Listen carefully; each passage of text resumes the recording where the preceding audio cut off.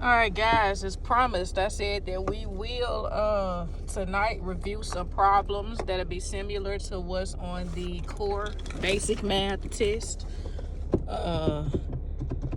And without further ado, I want to go ahead and get started working these problems out and just kind of breaking things down and make sure you guys understand. I definitely want to go ahead and test you guys out on Thursday evening. If you guys have any questions as far as any material that you do not understand, email me at warnerc2 at mybrcc.edu and we can go from there. Otherwise, I'm gonna assume that you guys get it and you're down to test on Thursday. All right, so the first problem we have here, your job as a pipe fitter pays you $60 an hour. Okay, you worked 80 hours this week. Okay, so you've worked 80 hours this week. The taxes withheld from your check are $62 federal and $5 state tax. How much will your check be? All right, so let's go ahead and break this down here. So you're a pipe fitter, right? You make $60 an hour. So every time the clock hits an hour, you make $60. All right. So you've worked 80 hours, okay? This is a big word in this problem here, withheld. Withheld means that you do not receive that money, okay? All right, you do not receive that money for federal and state, okay? Of course, you know you have taxes taken out of every check that you, pretty much every check or whatever, you know, they take out some kind of taxes. So we will be deducting these amounts. All right, so first thing first, 60 times 80, okay? And since you are being deducted, this is how you're going to write this, and I'm gonna tell you how to type it in your calculator. All right, so it'll be 62 minus 5, because again, they're withholding it, so we're gonna deduct or subtract it, okay? So when we solve with our calculators, we're gonna simply multiply 60 and 80, which will give us 4,800, okay? Minus 62, and whatever that amount is, you will say minus 5, okay? And that will give you your answer. All right, so you multiply what you're making by the amount of hours that you've worked. Okay, that's what's here. All right, and since it's withheld, you're going to deduct 62 from 5. Okay, this is fed and this is state. Okay, these are for taxes. All right, and then you will subtract those two amounts from 4,800 and get your answer.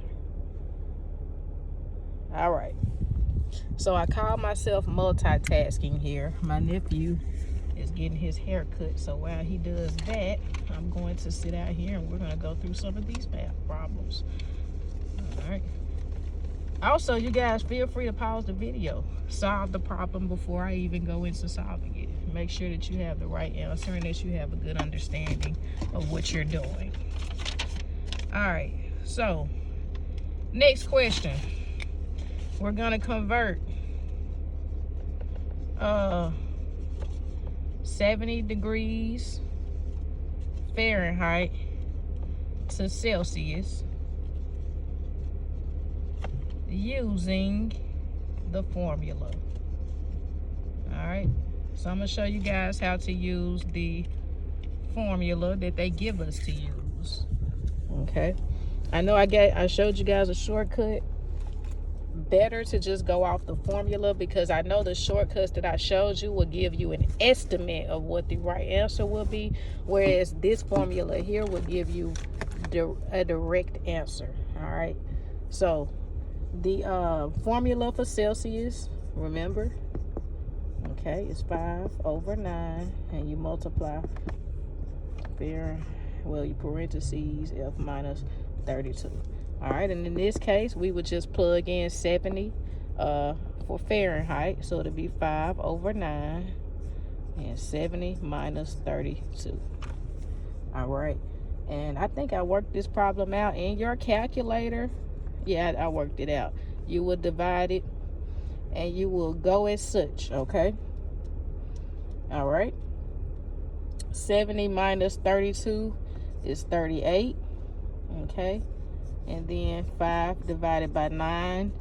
And this answer, when you type in 5 divided by 9 times 38, you're going to get 21.11111. When a number repeats itself like this, you're going to simply write 21 and put a little line over whatever numbers repeat themselves. Okay? So that's a look at that. All right. All right, so next we have another one to cover. This is improper fractions. All right, and we're gonna reduce this. 2 ways to reduce it. All right. All right, so the improper fraction 132 over 4 can be reduced to 132 over 4. Okay, this can be reduced to 2 ways that you can do this. All right, the shortest way, you see this is an even number and this is an even number, so that means 2 will go into both of these and 4 will go into both of these. Okay, all right, let's take 4, and since this numerator is bigger than the denominator, we're going to simply divide it. All right, 4, 8, 12. 4 goes into 13. 3 times 4 times 3 is 12. 3 minus 2 is 1. We bring down the 2. 12. We'll go into 4 3 more times. That's 12, and now we are done. All right, so the answer is 33. And if we wanted to check it, we will simply say 33 times 4, and it will give us this number here. All right, so 33 times 4, 2, 12, 13, 132, which is correct. All right, that's correct. That's if you would like to check it. If 33 and 4 did not give me 132, something is wrong. All right, but in this case, we came out pretty great. All right, we will reduce this fraction here to the lowest terms, and the fraction it's an addition fraction, 12 over 6 plus 4 over 36. All right, now remember, when we were talking about adding fractions, we needed to, for adding and subtracting fractions, we need to locate the LCM, the least common multiple. All right, so in this case, I'm going to start with my lowest least common multiple, which is 6, and I'm going to say 6 times 1 is 6, 6 times 2 is 12, 6 times 3 is 18, all the way until I get to 6 times 6 is 36. Okay, now I'm going to take 36, I'm going to do the same thing. So 36 times 1 is 36. All right, so I already have both of my 36s. So, so what does 6 and 36 have in common? Well, they both have a least common multiple of 36, right? See, 36 times 1 is 36. All right, so at the bottom here, remember, we're going to divide these two.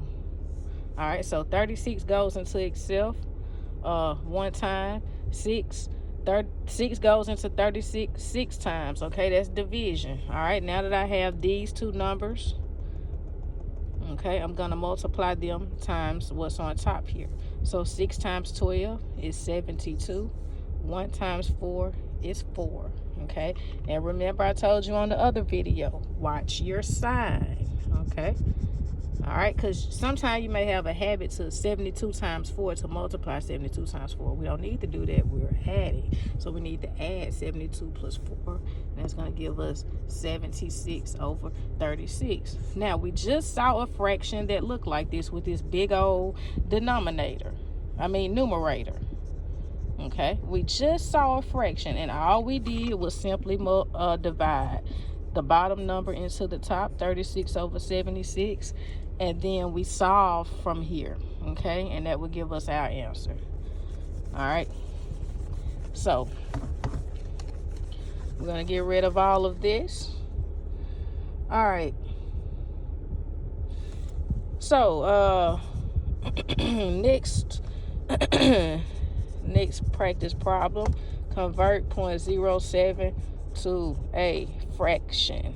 All right, remember the chart I gave you guys once ones, and then it had tens, and then it had hundreds, thousands, and then it had 10,000, 100,000s, then it had millions. All right, this is what we want to refer back to. Okay, in this case, we have 3 decimal places, so this would be 0.007 over 1,000. All right, if we had 0.6 and we needed to make it into a fraction, this is 2 decimal places, so it'd be 6 over 100. All right, 1, 2. Okay, we will move that decimal place. See, that will make 6 a whole number and put it over 100. In this case, we will move this 1, 2, 3. This would make 7 a whole number, right? Because the decimal will be behind the 7, and then put it over 1,000. So it'll be 7 over 1,000. All right, same thing. Remember, everything to the 14, 26. Just look at this like money, okay? Everything to this side of the decimal is a portion, and everything on this side is a whole number.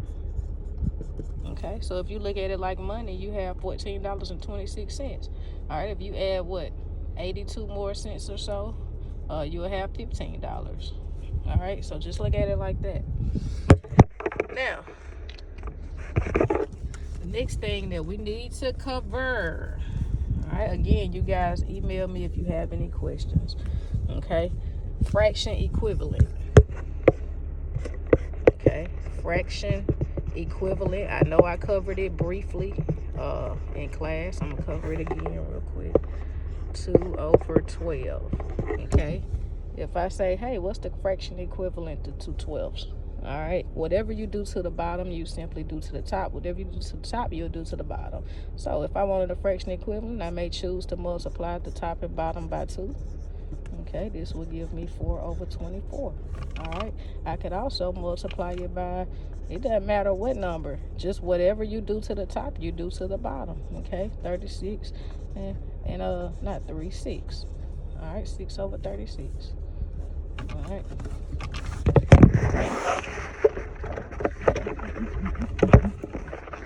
All right.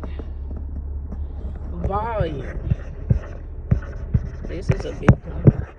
Volume equals S3. Okay. S3 are all sides, okay? What are the sides? Okay, that was right. Length, width, height. Okay, so you'll see it written like this, like that. Okay, but it's volume equals length times width times height, or length times width times height, or length times width times height. What you would do, whatever they ask you for, if they ask you for the volume, say they say that the length is 3, the width is 6, and the height is 9. You would say 3 times 6 times 9. Type it in your calculator just like that, or whatever answer it gives you, that will solve the problem. All right, so 18 times 9, 2, 7, 162. Yep, 162 in this case. All right, volume 162. All right, just so you guys can see that. All right. So definitely email me if you have any questions. Those were just practice problems, and they wrap up today's video, okay? I hope to hear from you guys. If you have questions, if you don't, be ready to come in and test on Thursday. All right, take care, guys.